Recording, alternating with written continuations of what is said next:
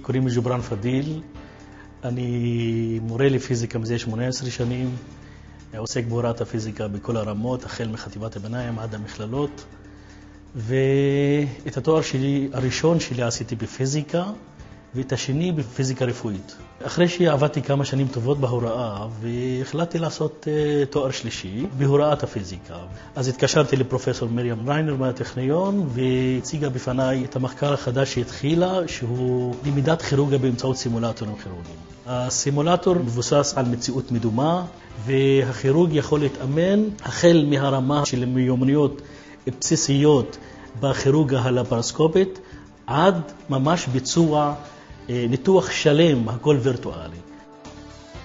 אנחנו חוקרים בעיקר את התרומה של הוספת מרכיב ההפטיק בתוך הסימולטור הכירורגי, מרכיב שנותן לכירורג את הרגשת המישוש. אשר אתה מותח משהו, לוחץ על משהו, תופר, אתה מרגיש את הכוח התנגדות.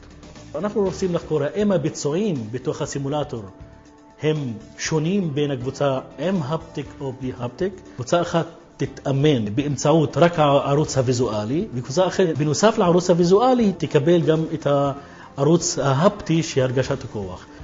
ולפי הערכים שמספק לנו את הסימולטור, אנחנו נחליט האם הוספת ההפטיק תורמת לתפיסה טובה יותר של שדה של כוחות.